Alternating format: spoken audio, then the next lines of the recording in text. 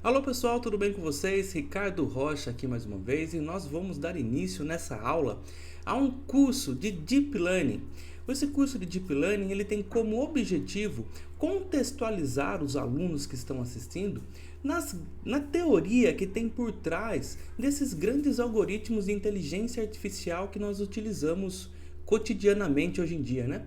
Veja só, nós estamos querendo aqui entender por trás, o que tem por trás dessas grandes inteligências artificiais como ChatGPT, como Eleven Labs, como Hugging Faces, como Midjourney, Leonardo e por aí vai.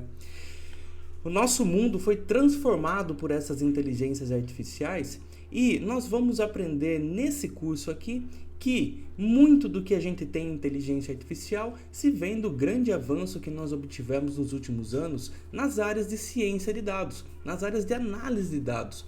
Nós vamos entender que tudo que nós temos de resultado em algoritmos hoje em dia vem de um lugar em que é baseado tudo em análise de dados. Olha só que curioso, né? Uma área tão sexy como a inteligência artificial hoje em dia está sendo colocada aí para o mundo, né? Tem esse background que muitas vezes já foi colocado também como uma coisa chata, uma coisa entediante, como análise de dados.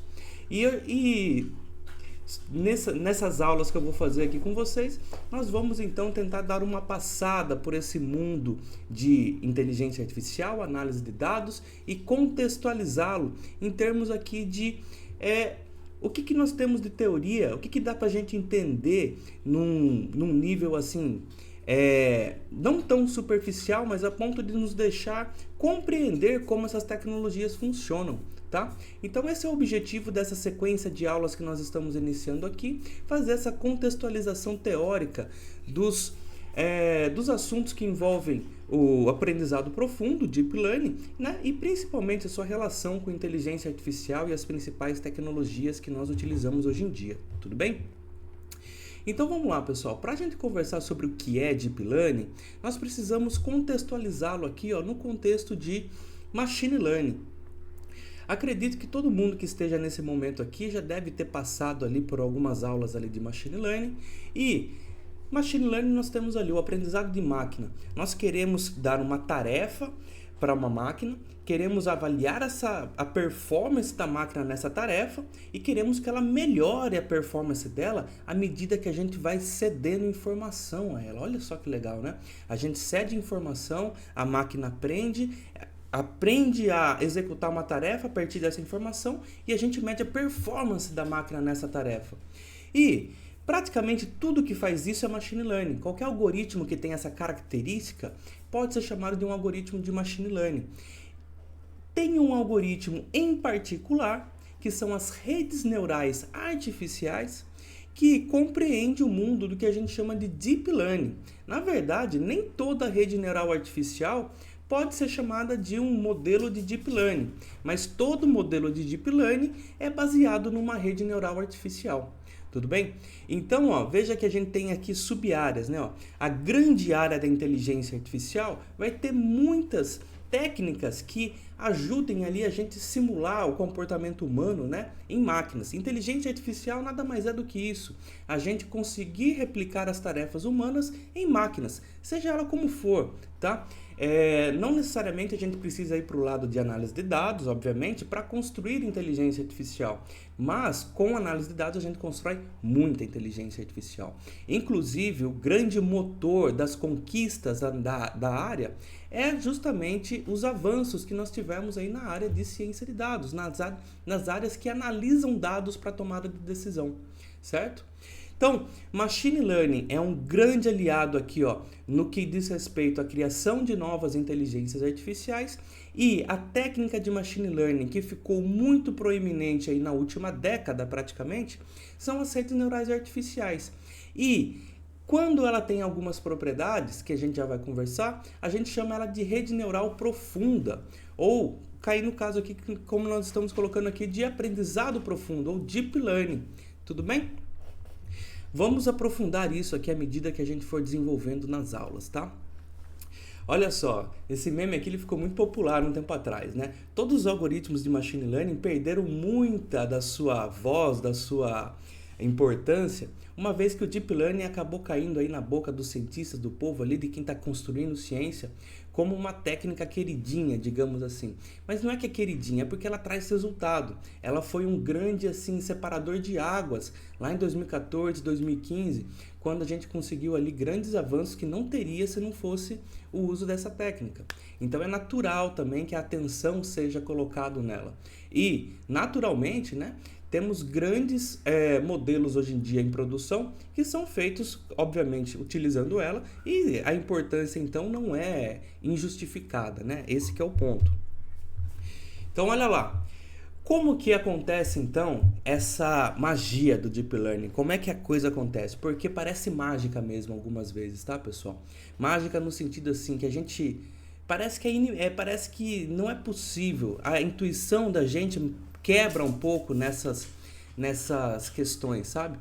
E sobre o que é possível e o que não é, com análise de dados, como fazer previsões e coisas do tipo. Por exemplo, é possível prever o tempo para daqui 10 dias com uma precisão maior do que tantos por cento em taxa de acerto?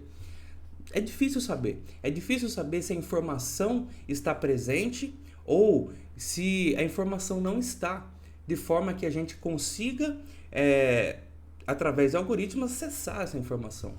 Veja que, gente, na natureza é tudo mais ou menos assim.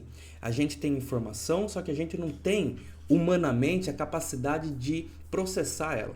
Então, através de computadores, a gente consegue fazer esse processamento logicamente, com uma estrutura lógica por trás, de forma a tirar os insights que a gente quer tirar, certo?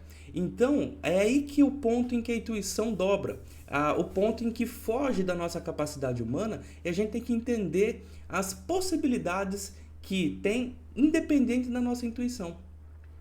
E aqui acontece uma das... é aqui que eu coloco assim para os alunos muitas vezes como a mágica do Deep Learning. O que acontece aqui, ó?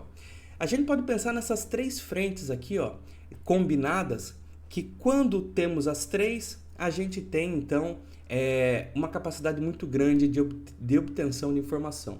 No caso aqui, ó, nós temos Big Data, gente. Big Data é um termo também que ficou muito difundido ultimamente. O que acontece é que nos últimos anos nós conseguimos guardar dados e guardar informação de uma maneira muito mais sistemática do que jamais conseguimos antes. A gente consegue guardar informação de maneira automatizada. Os sistemas vão captando as informações e guardando em banco de dados e deixando ela disponível ali para serem utilizadas no futuro. E, para falar a verdade, a gente é bebezinho ainda nisso. A gente começou a coletar dados algumas décadas atrás e cada vez mais estamos coletando cada vez mais dados através de sensores, de câmeras, de microfones, de milhares de dispositivos são capazes de capturar essas informações e dados para a gente. E uma vez que elas são capturadas, a gente precisa então de duas coisas para trabalhar com elas, com essa informação, que é tanto hardware quanto software. O hardware é a capacidade física, são os dispositivos que nós utilizamos para processar esses dados. São os computadores, são os HDs que armazenam, as memórias que nos ajudam a processar.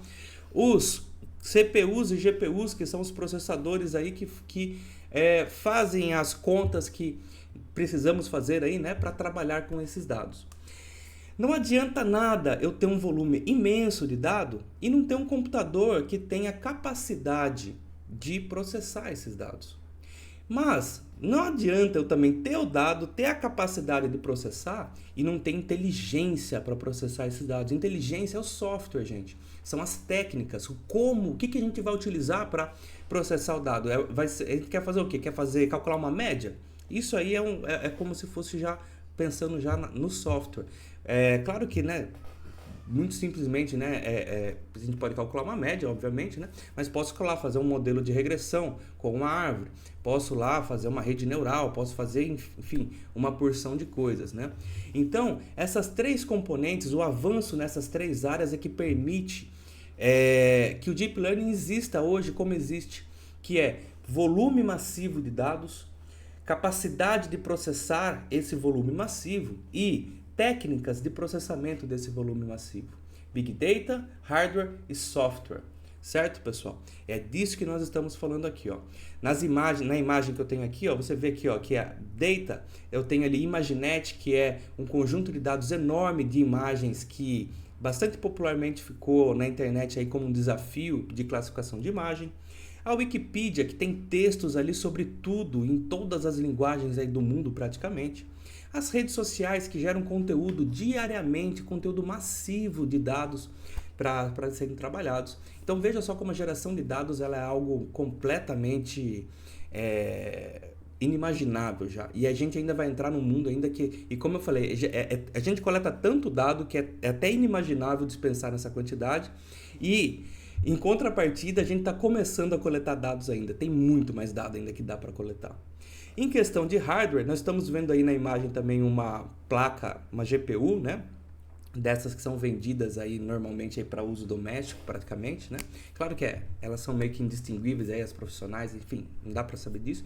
Mas todo o ponto é esse avanço nas empresas que fornecem hardware, tipo Nvidia, como um todo, em fornecer CPUs e GPUs cada vez mais eficientes energeticamente no trato do processamento de dados, certo? É sobre conseguir dar velocidade ao processamento, basicamente é isso. E em questão de software, nós estamos vendo aqui ó, o TensorFlow, que é basicamente ali uma das bibliotecas mais amplas que foi promovida pela Google para se trabalhar com redes neurais, para construir redes neurais com uma bastante facilidade e flexibilidade. Não só o TensorFlow, mas tem Keras, PyTorch e outras muitas bibliotecas aí que permitem a gente trabalhar com Deep Learning. Então, gente, o que a gente tem que tirar daqui? Ó? A mágica do Deep Learning acontece quando a gente tem aqui ó, muitos dados, capacidade para processar esses dados e inteligência para processar esses dados. A gente tem que saber o que fazer, né? Então, a mágica acontece quando a gente tem esses três pilares: dados, hardware e software. Beleza? E olha só o que acontece quando a gente está em Deep Learning, pessoal. Em Deep Learning, a gente espera que a estrutura de modelagem, o software, o racional que a gente está implementando ali para tirar os insights dos dados, ele tem uma propriedade um pouco diferente dos algoritmos tradicionais de Machine Learning. É como se os algoritmos tradicionais eles tivessem uma capacidade limitada de enxergar as complexidades que um dado tem presente. Ah, mas como assim? Ele não consegue. A informação está no dado, mas o algoritmo não consegue perceber essa informação? Mais ou menos isso. Por quê?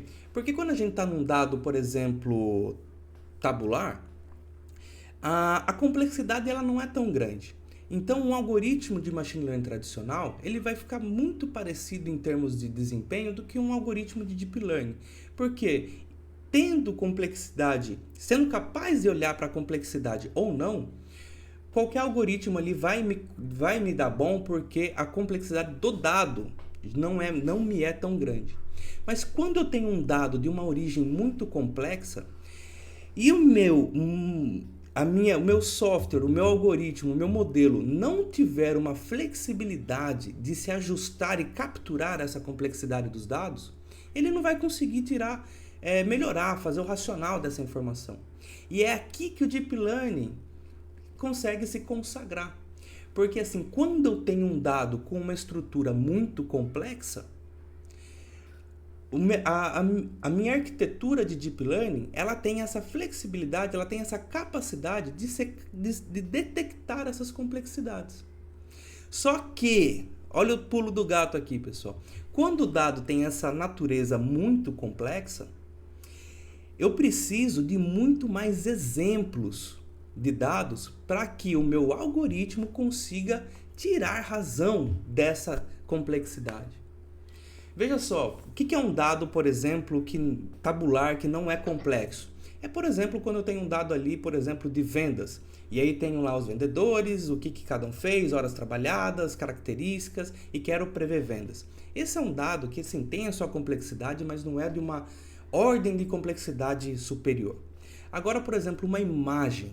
Uma imagem tem uma complexidade muito grande, por conta de que as possibilidades diante de uma imagem são extremas, né?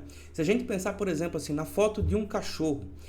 Gente, um cachorro pode estar de frente, de costa, deitado, de lado, puxa vida, de pendurado, não sei o que lá, pode estar em infinitas posições. Essa foto pode ser tirada por, por muitas câmeras diferentes que dão uma imagem diferente. Ela pode ser tirada em diferentes cenários, diferentes luzes do dia, que vai dar imagens diferentes. Podem ser tiradas com diferentes iluminações, diferentes climas, diferentes... Puxa vida, gente, é uma complexidade que não acaba mais. Então, se eu tiver um algoritmo que seja capaz de tirar essa complexidade, eu vou conseguir, desde que eu dê exemplos o suficiente, conseguir tirar o racional, tirar essa informação do dado. Então é isso que acontece quando a gente está em Deep Learning. Quando a gente tem um dado que tem uma natureza muito complexa e consigo ter muitos exemplos desse dado, para que eu consiga justamente expor essa natureza complexa do dado e que eu consiga também ter modelos que absorvam essa complexidade, que é o que a gente tem no caso de Deep Learning, que são as redes neurais artificiais profundas, que permitem ali uma complexidade muito grande na estruturação do problema, tá? Eu sei que isso às vezes pode ser um pouco difícil de entender, a intuição da gente vai se ajustando à medida que a gente vai ganhando experiência aqui na área de Deep Learning, tudo bem, pessoal? Mas basicamente, só para colocar mais uma vez, é isso. O que nós queremos é dados complexos para que, numa estrutura complexa e muitos exemplos desse dado, eu consiga retirar essa informação que é um pouquinho mais difícil de tirar do que normalmente é em dados tabulares, certo? E é por isso que a gente tem essa imagem aqui. Os algoritmos de Deep Learning conseguem ir um pouquinho além dos demais. Dos demais, assim, né? No que compete dados complexos e com um montante de dados muito que justifique essa estruturação toda, né? Olha só aqui, pessoal, quando é que foi que nós humanos começamos a ficar para trás das máquinas? A justificativa do porquê que os algoritmos de Deep Learning ganharam tanta visibilidade. E na verdade foi bem aqui, mais ou menos ali em 2015, que o termo Deep Learning foi para a boca do povo aí, acabou se popularizando muito forte. Isso daqui é um gráfico de barras do desempenho de algoritmos, ou seja, do erro de classificação, lá no desafio do ImageNet, que tem lá, acredito que são 1000 classes de objetos dentro da imagem e a gente tem que classificar essas imagens aí dentro dessas 1000 classes. E em 2010 o melhor algoritmo tinha uma taxa de erro de 28%. O que, se vocês pensarem, não é uma taxa de erro ruim, nem perto disso, porque num problema de multiclasse de 1000 categorias, errar 28% não é tão ruim assim, claro, né? Isso aí é difícil a gente falar assim, né, de maneira subjetiva, né? E ao longo dos anos, veja só que foi diminuindo, Em 2012 já teve um baita de um avanço, de 26% caiu para 16%, que foi quando os modelos de redes neurais convolucionais começaram a ser aplicados. E aqui, de 2014 para 2015, em 2015, o erro caiu para 3,6%. E isso, 3,6%, foi a primeira vez que o erro da máquina ficou menor do que o erro humano. O erro humano na classificação de imagens é de 5,1%. Olha só que legal. Então, agora nós temos algoritmos capazes de classificar objetos em imagens melhores do que humanos. E aqui a gente viu então o poder do que a gente tinha na mão. O que a gente poderia ser capaz de fazer, né? E os avanços nessa última década vêm justamente dessa escada que foi feita aqui, praticamente aqui, claro, né? Começou aqui a grande atenção para esses problemas maiores, tá? É claro que a disciplina de Deep Learning e o que envolve os conceitos dessa área datam desde o começo do século passado, praticamente. A gente já tem lá propostas de redes neurais datando de 1943, aqui se não me falha a memória, tá? Mas agora é quando a gente está de fato conseguindo botar isso aí para cantar, né? Que, como a gente acabou de comentar, Big Data, Hardware e Software. tudo isso, gente, tanto Big Data, quanto hardware, quanto software, são todas coisas que estão evoluindo à medida que a gente está conversando aqui, certo? São áreas quentíssimas aí do mundo e que tá cada vez mais aí ganhando proeminência. Eu digo assim, tá muito quente, o negócio tá bombando mesmo, né? Então vamos lá. Dado isso, pessoal, então nessa questão assim de treinamento para classificação de imagens, a gente vê então o poder do aprendizado profundo para dados não estruturados, como, né, dados de imagem, dados de áudio, dados de vídeo, né? E mais do que isso, pessoal, inteligência artificial, aprendizado de máquina, até o aprendizado profundo, a gente tinha uma atenção muito grande na parte preditiva da modelagem, a parte discriminativa, ou seja, aqui ó, nós tínhamos o interesse de classificar, por exemplo, dado uma imagem, eu quero decidir se tem um cachorro nela ou não. Se tiver um cachorro, diz que tem, se não tiver, diz que não tem. Isso é discriminar, isso é predizer, isso é inferir, certo? Eu quero ali fazer um modelo de previsão. Agora, nós temos essa outra linha de modelagem, que é a modelagem generativa, que eu não quero necessariamente predizer algo, mas eu quero gerar algo. Então, por exemplo, eu posso digitar, gere uma imagem de um cachorro para mim, e aí ela vai criar essa imagem do nada, né? Então, essa que é a diferença entre inteligência artificial discriminativa para inteligência artificial generativa, ou deep learning discriminativo e generativo, ou preditivo para generativo. Então, olha só que legal. E na generativa, a gente tem todo um mundo que eu que tenho acompanhado aí nos últimos 10, 15 anos bem de perto essa área, né? A gente não tinha tanta atenção na parte generativa. A gente tinha muita atenção na parte discriminativa. Todas as aplicações mais diretas, bancões, seguradoras, puxa vida, né? Usam muito essas técnicas de previsão, né? E eles empregam demais. E a gente, então, o mercado acaba ditando muito o que a gente vai aprender e estudar. E agora, nas generativas, veja que não tinha muito um mercado por trás. A gente não tinha um chat GPT antes, pra gente falar, opa, precisamos de um melhor, precisamos, né? Foi praticamente uma coisa nova. Falei, olha, pega essa ferramenta aqui, ó, vai ter coisa nova aí pra vocês. Então agora a gente tá começando nesse mundo de inteligência artificial generativa. E claro, não é só gerar imagens, mas gerar texto, gerar imagem, gerar vídeo, gerar qualquer tipo de dado que eu queira. Olha só que bacana, né? Nas inteligências artificiais generativas, nós temos aqui, ó, já contrastando com o ChatGPT que eu comentei, né? As inteligências artificiais que têm como input dados de texto. O que é o input, né? O que a gente vai dar de informação para a inteligência artificial e o que a gente vai querer de volta. E uma das grandes áreas agora, a grande tendência do momento é que nós vamos querer fazer tudo com comandos de texto. Então, nós precisamos identificar com muita qualidade o que uma pessoa fala, transformar isso, né, em dado de texto para computador, e o computador precisa de alguma maneira fazer cognição sobre esse texto.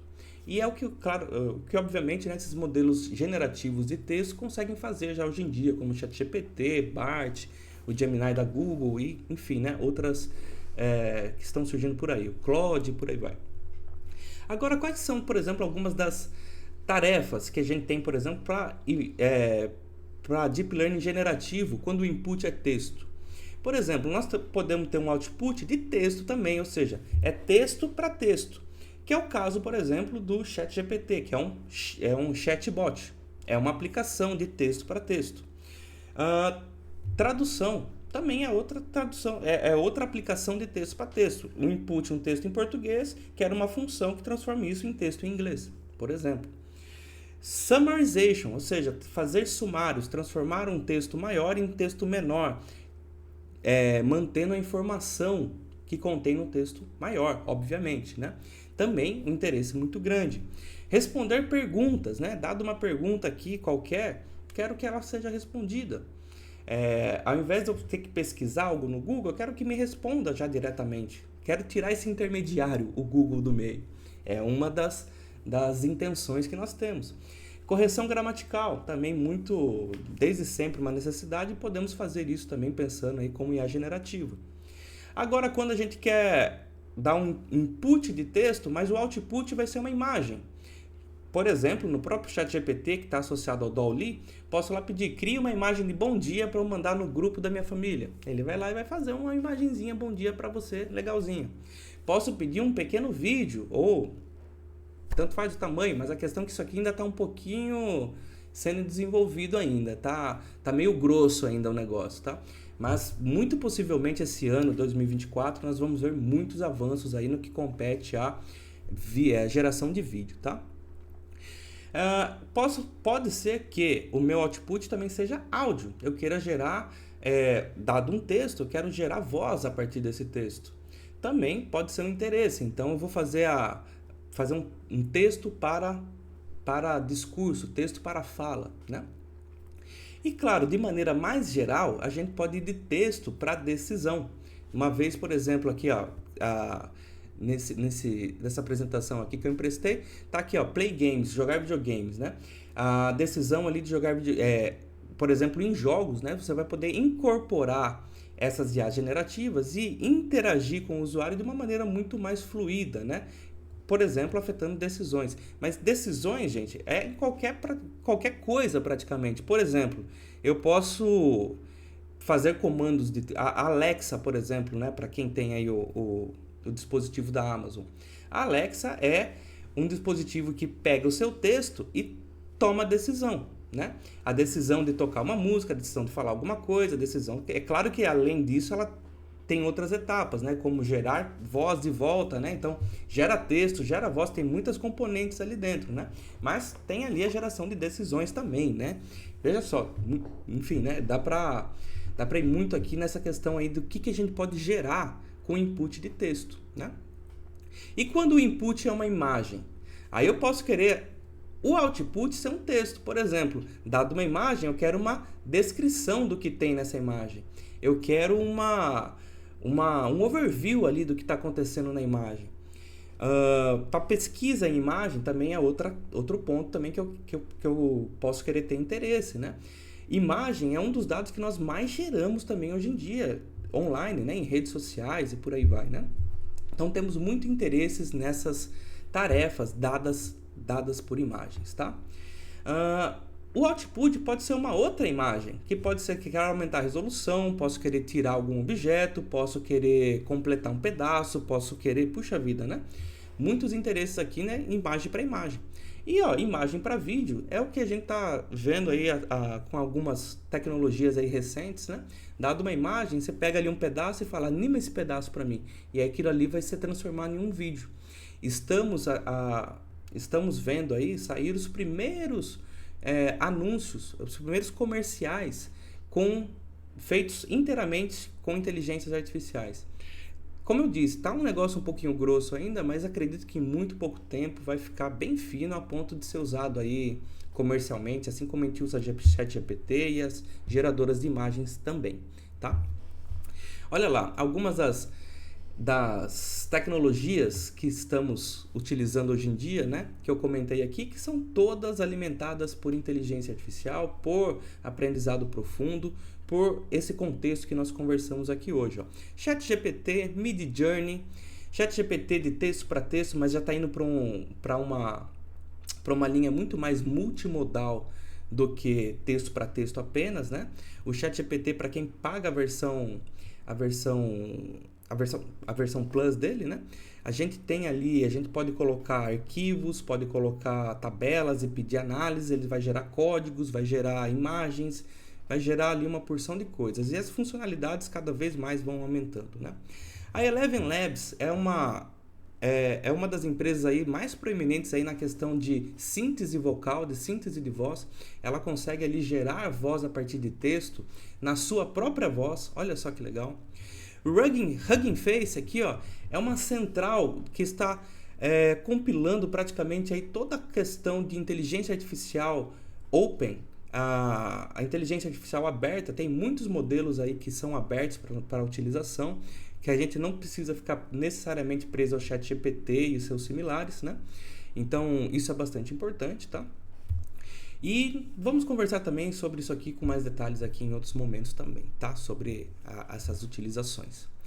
E por fim, ó, eu queria comentar um pouquinho das dificuldades que nós temos aqui em Deep Learning, né? E como os avanços como estão sendo feitos aí para combater tudo isso. Por exemplo, gente, em texto, é muito difícil alguns problemas que a gente tem em texto. Por exemplo, análise de sentimento não é um problema tão simples de você ver o sentimento que tem numa frase. É claro que conseguir uma boa taxa de acerto é diferente de a gente ser assim, quase infalível nisso, né?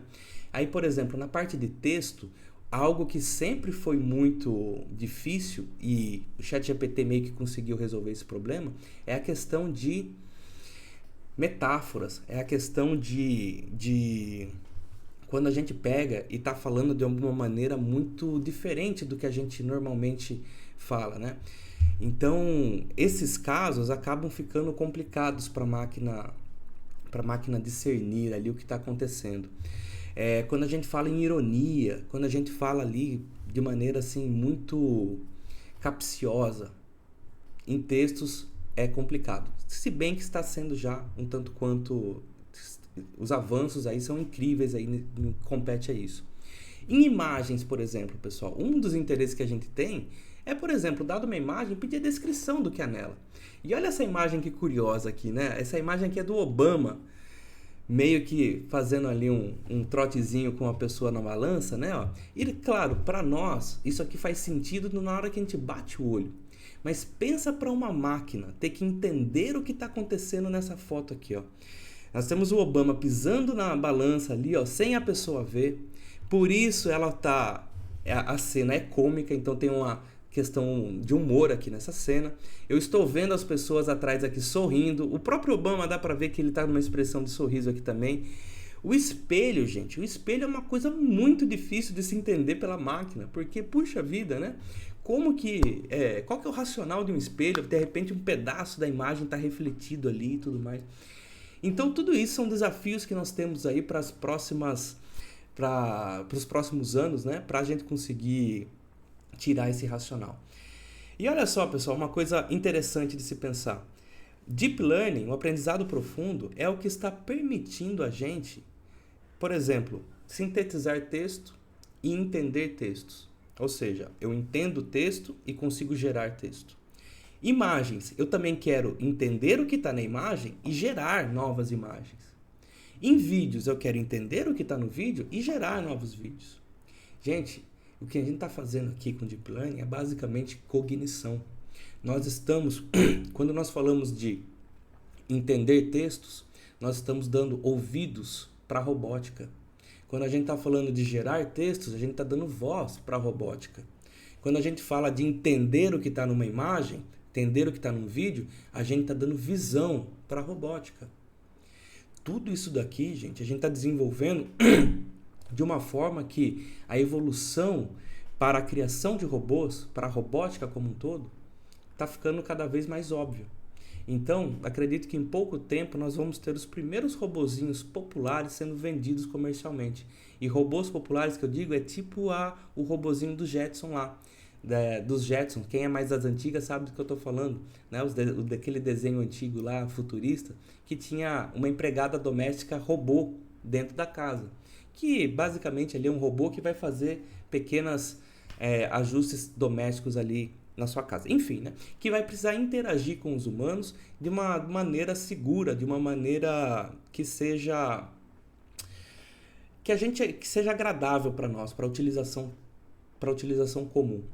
Então, Deep Learning, pessoal, está dando justamente isso, está dando capacidades para a robótica.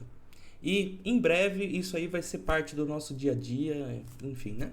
Pessoal, nas próximas aulas nós vamos aprofundar aqui na contextualização teórica do que compete aqui a Deep Learning, né? Nós vamos conversar sobre as redes neurais artificiais, conhecer a arquitetura dela, conhecer o treinamento dela e para saber como é que o que está acontecendo aqui por baixo do pano, né? Como é que a voz do robô, a orelha do robô, os olhos do robô são criados computacionalmente falando, né? Como é que a gente transforma tudo isso em número, né? Então, pessoal, vou ficando por aqui e a gente se vê na próxima aula. Até mais!